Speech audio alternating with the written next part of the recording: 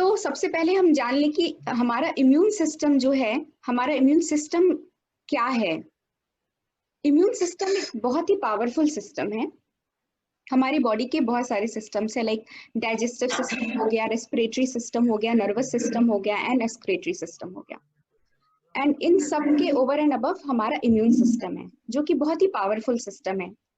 एक तरह से ये एक इंटरलिंकिंग है सारे सिस्टम्स के बीच में, और सेल्फ करेक्टिव होता है ये। जब भी हमारी बॉडी में कोई भी एलिमेंट होता है तो जो हमारा इम्यून सिस्टम है वो इससे फाइट करता है। अब थोड़ी सी बात हम लोग करते हैं डिजीज के बारे में। What is a disease? When something is not normal. इसके फैक्टर्स क्या हो सकते हैं? इंटरनल फैक्टर्स भी हो सकते हैं और एक्सटर्नल फैक्टर्स भी हो सकते हैं। इंटरनल फैक्टर्स की अगर हम बात करें तो हमारी इंटरनल सिस्टम की माल फंक्शनिंग जो होती है, लाइक हमारा अगर हार्ट ब्लड अच्छे से पंप नहीं कर रहा है, कोई ब्लॉकेज है, तो हमें ब्लड प्रेशर की प्रॉब्लम हो जाती है। या फिर इंसुलिन लेवल अच्छे से नहीं जनरेट हो रहा है बॉडी में, तो उसके में डायबिटीज की शिकायत हो जाती है। अब हम आते हैं एक्सटर्नल फैक्टर्स के ऊपर। अगर कोई फॉरेन एलिमेंट हमारी बॉडी में एंटर कर जाए, से वायरस या किसी भी प्रकार का बैक्टीरिया, या सपोज हमने कोई ऐसा पदार्थ खा लिया जो कि विषैला है, जिससे हमें फूड पॉइजनिंग हो गई। हुआ होगा कि हमने कुछ खाया और हमें तुरंत ही वॉमिटिंग हो गई, तो that is a blessing in fact, क्योंकि वो वॉमिटिंग से हमारी बॉडी ने, हमारे इम्यून सिस्टम ने उस फॉरेन मटेरियल को रिजेक्ट कर दिया। और सपोज वो अगर हमारी बॉडी में रहता तो हमें कितना नुकसान करता। वो टॉक्सिक जो है वो हमारी बॉडी में रह जाता। अब क्या होता है, अगर कोई बैक्टीरिया और वायरस हमारी बॉडी में किसी भी तरह से एंटर कर जाता है, तो हमारा उसको फाइट करता है, और जो बैक्टीरिया और वायरस होता है वो हमारे जो गुड सेल्स होते हैं उनको डिस्ट्रॉय करता है। सिस्टम क्या करता है कि हमारी जो डेड सेल्स हैं, मतलब वो फाइट करता है उस बैक्टीरिया को और उसे बॉडी से फ्लश आउट करने की कोशिश करता है। अब जो कोरोना वायरस अभी जो ट्रेंड चल रहा है, प्रेजेंट कंटेक्स्ट में हम बात करें, तो हमने देखा कि बहुत सारे लोग कोरोना वायरस से जो इन्फेक्ट हुए, उनके संपर्क में और भी लोग आए, लेकिन कुछ 2-4 लोग ही इन्फेक्टेड हुए, पॉजिटिव हुए। कहने का मतलब ये है कि जिनका इम्यून सिस्टम वीक था, सिर्फ उन्होंने इन्फेक्शन कैच किया। या हम फर्ज करें हमारे घर में कभी किसी को नॉर्मल फ्लू भी हो जाता है, तो हम देखते हैं कि अक्सर हम बात जो कॉमन बोलचाल की भाषा में उसमें बोलते हैं कि अरे हमारे घर में किसी को फ्लू हो गया, उससे हमें हो गया। बट इफेक्टिवली हम देखें तो हुआ क्या इस प्रोसेस में? क्योंकि हमारा इम्यून सिस्टम वीक था, वो जो इन्फेक्शन था वो तो पूरे एनवायरनमेंट में था, लेकिन हमारे सारे फैमिली मेंबर्स उससे अफेक्ट नहीं हुए, सिर्फ हम हुए। क्यों? क्योंकि उस इन्फेक्शन ने सब इस पूरे एनवायरनमेंट को इन्फेक्ट कर दिया था, लेकिन हमारा इम्यून सिस्टम वीक था, तो हमने वो इन्फेक्शन कैच कर लिया। तो द थिंग इज, आज हम जिस बारे में यहाँ पे बात करने वाले हैं, वो सिंपली हम क्या करेंगे कि जो हमारा इम्यून सिस्टम है हम उसे स्ट्रेंथन करेंगे। क्योंकि जो फॉरेन एलिमेंट्स हैं, आज कोरोना वायरस है, कल को कोई दूसरा वायरस आ सकता है, परसों कोई तीसरा आ सकता है, तो that we can not control. What we can control is to strengthen our immune system, ताकि हमारी बॉडी उसे इजिली रिजेक्ट कर पाए, उसे डिफीट कर पाए। तो अब हम जानते हैं कि कौन से ऐसे फैक्टर्स हैं जो हमारे इम्यून सिस्टम को ओवरलोड करते हैं। जो कंट्रोलिंग इनपुट्स हैं हमारे इम्यून सिस्टम के, बेसिकली वो 4 लेवल्स पे हैं, जिसकी बात हम अभी आगे स्लाइड्स में करेंगे। तो अगर हम उन्हें रेगुलेट कर दें तो हमारा इम्यून सिस्टम है वो ओवरलोड नहीं होगा। और जब ऐसी क्राइसिस आएगी, कोई फॉरेन मटेरियल या एक्सटर्नल बैक्टीरिया या वायरस हमें अटैक करेगा, तो हमारा इम्यून सिस्टम इतना शक्तिशाली है, इतना पावरफुल है कि वो उसको रिजेक्ट कर देगा, उसको डिफीट कर देगा। तो हम वो कैसे अचीव करेंगे? सबसे पहले जो हमारे इनपुट्स हैं हम उन्हें कंट्रोल करेंगे। सेकेंडली, हमारे लाइफस्टाइल में थोड़ा सा मॉडिफिकेशन करेंगे, क्योंकि prevention is always better than cure. और बेटर है कि हम आज, अभी ये समय है, this is the right time कि हम अपनी जो इम्यून सिस्टम है उसको स्ट्रेंथन कर लें, ताकि आगे आने वाले समय में हम अच्छे से परफॉर्म कर पाए, स्वस्थ रह पाए और हेल्दी रह पाए, चाहे कोई भी बैक्टीरिया आ जाए, कोई भी वायरस आ जाए। So let's apply this in the present context. इससे पहले मैं एक सबसे ओपनिंग स्लाइड पे जाऊंगी। यहाँ पे कोटेशन था, हैप्पीनेस इज एन इम्यूनिटी। तो ये कैसे है, आइए जानते हैं। हमारे जो इनपुट लेवल हैं वो 4 हैं। बेसिकली जो हमारे इनपुट्स हैं वो 4 हैं। सबसे पहले मेंटल लेवल पे जो इनपुट्स हम ग्रहण कर रहे हैं, then physical level, social level and spiritual level. अगर हम देखें तो ये 4 जो सर्कल्स, अगर आप डायग्राम देख पा रहे हैं, तो ये जो 4 सर्कल्स हैं ये इंटरलिंक्ड है, ओवरलैपिंग है। तो ये आगे आने वाली स्लाइड्स में मैं ये कलर्स के यूज के थ्रू ये जो चेन है एक लेवल से दूसरे लेवल की, इसको स्टैब्लिश करने की मैंने कोशिश की है। और अब हम एक एक करके एनालाइज करते हैं कि हम ये 4 लेवल्स में क्या क्या इनपुट्स हम रिसीव करें और हम उन्हें कैसे रेगुलेट कर सकते हैं। क्योंकि हम जो अगर हम कुछ भी आहार ग्रहण कर रहे हैं, what we take in is what we give out. आज हम अगर एक ऑरेंज खा रहे हैं तो हमारा जो बॉडी का सिस्टम है वो इतना स्ट्रांग है, इतना मार्वलस है कि वो ऑरेंज को एक ह्यूमन में कन्वर्ट कर देता है। इतना पावरफुल सिस्टम है। If you talk about power plants, तो पावर प्लांट भी एक सब सिस्टम्स का इंटीग्रेशन है, CHP, EHP, बॉयलर, तो उसका इंटीग्रेशन करके हम पूरा पावर प्लांट बनाते हैं। इसी तरह एक हमारा जो ह्यूमन बॉडी है पूरी एक फैक्ट्री है जिसमें डिफरेंट सिस्टम्स हैं। तो हमारा जो फाउंडेशन होगा वो जितना स्ट्रांग होगा उतनी ही इजिली हम किसी फॉरेन मटेरियल को रेजिस्ट कर पाएंगे। अगर कभी आपने देखा हो कि आंधी तूफान आता है, हेलो, यस, तो कभी आंधी आती है तो हम देखते हैं कि बहुत से पेड़, कुछ की डाली सूख जाती है, कुछ जड़ से निकल जाते हैं। वो आंधी तूफान सारे पेड़ों को इफेक्ट नहीं करता। जिनकी रूट्स स्ट्रांग, फाउंडेशन स्ट्रांग होती है, वो टिक कर खड़े रहते हैं, और जो बाकी है वो जड़ से उखड़ जाते हैं। तो चलिए सबसे पहले हम बात करते हैं कि मेंटल लेवल पे हमारे क्या इनपुट्स हैं। मेंटल लेवल पे सबसे पहले हमारे थॉट्स।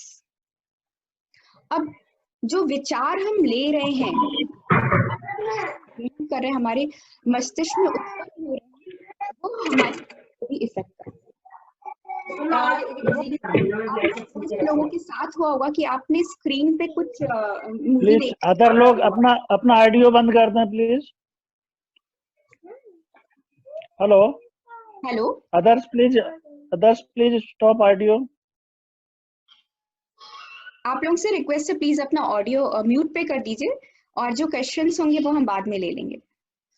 तो आप लोग ने ये फील किया होगा कि जब आपने कभी कोई मूवी देखी तो मूवी देखते ही आप इतने इमोशनल हो गए कि you started crying, but movie हमने कहाँ देखी? स्क्रीन पे, और हमारे आंसू कहाँ निकले? यहाँ। तो कहीं ना कहीं हमारे जो थॉट्स हैं वो हमारी फिजियोलॉजी से कनेक्टेड है।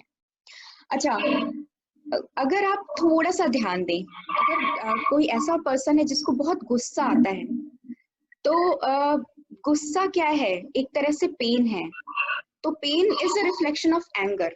अगर हम रिपीटेडली थॉट्स हमारे एंगर हैं, वो एंगर जनरेट कर रहे हैं, गुस्सा आ रहा है, तो it will result in pen. वैसे ही गिल्ट, अगर हम बहुत ज्यादा दिनों तक गिल्ट की भावना कैरी करते हैं तो क्या होता है? वो गिल्ट से हमारे जो सेल्स होते हैं वो डिस्ट्रॉय होने लगते हैं, and it leads to cancer. या कई बार होता है पास्ट की जो बहुत सारी घटनाएं होती हैं, पास्ट एक्सपीरियंस होते हैं, हम उनके बारे में सोचते हैं और उस समय हमने जो फील किया था वो हम प्रेजेंट सिचुएशन में फील करने लगते हैं। यहाँ पे करना क्या है? बेसिकली जो नेगेटिव थॉट्स हैं उन्हें पॉजिटिव से रिप्लेस करना है।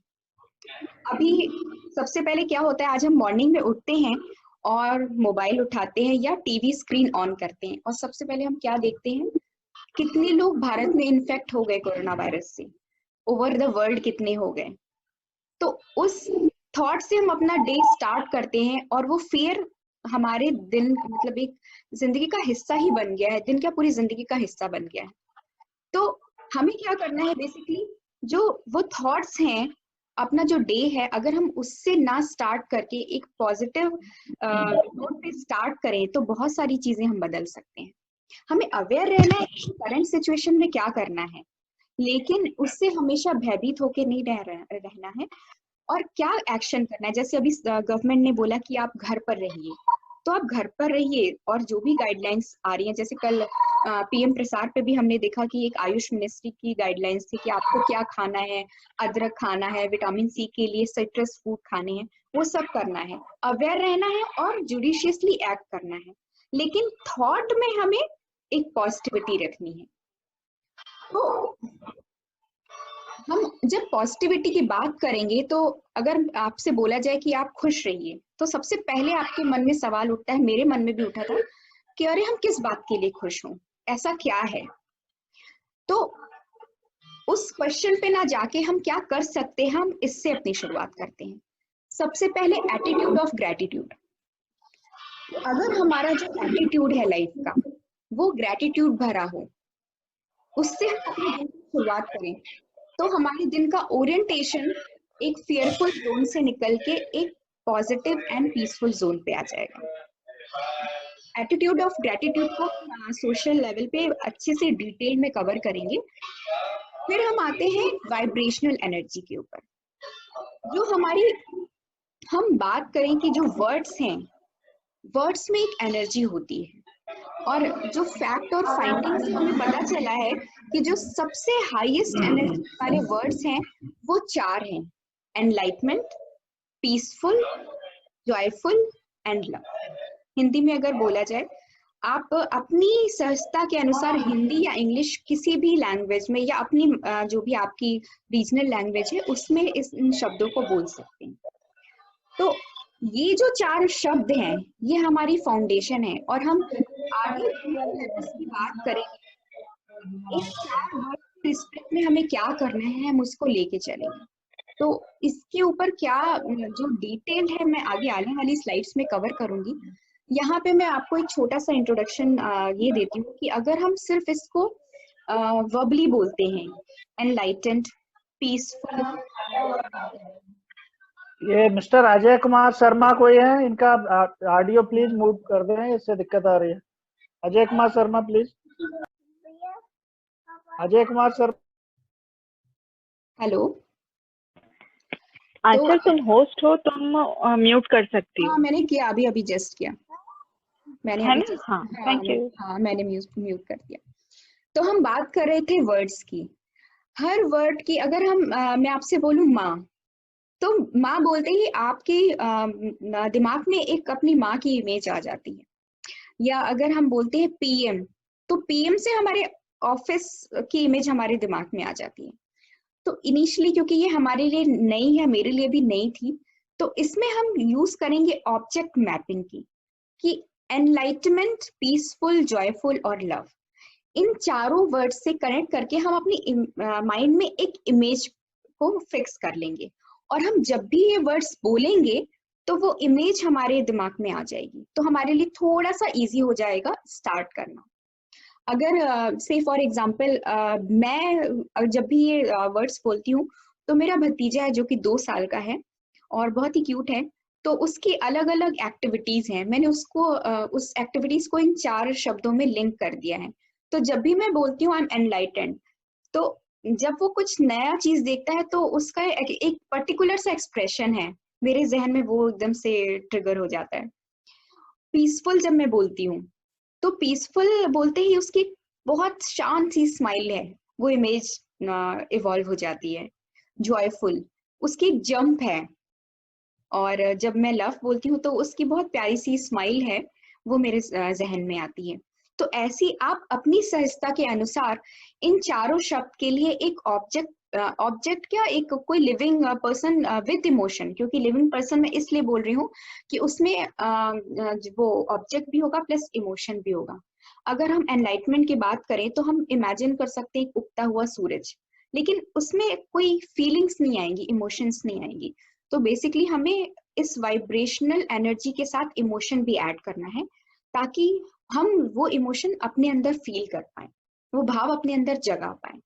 तो आप अपनी सहजता के अनुसार अपने स्पाउस, अपने बच्चे, अपने माता पिता, किसी को भी चूज कर सकते हैं, और उसके रिस्पेक्ट में इन वर्ड्स के लिए एक इमेज बना लीजिए। जब तक हम ये एक्सरसाइज कर रहे हैं, आप ये कर रहे हैं, एक छोटा सा एक्सपेरिमेंट करते हैं। मैं ये ग्लास लेती हूँ, ग्लास ऑफ वाटर, और इसको पीने से पहले मैं बोलूंगी और इसमें आपको काउंट करना है, और काउंट करने के बाद आपको चैट बॉक्स में लिखना है कि कितने सेकंड्स लिए। आपका टाइम अभी शुरू होता है, और जब मैं सिप करना शुरू करूंगी आपको काउंट रोक देना है और चैट बॉक्स में आपको वो काउंट लिखना है। So shall we start? I am enlightened, I am peaceful, I am joyful, I am love.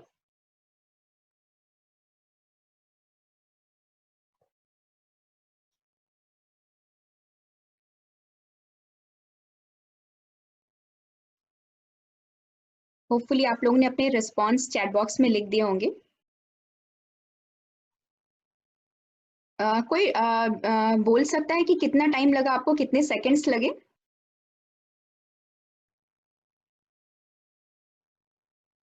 Hello, आप मुझे सुन पा रहे हैं?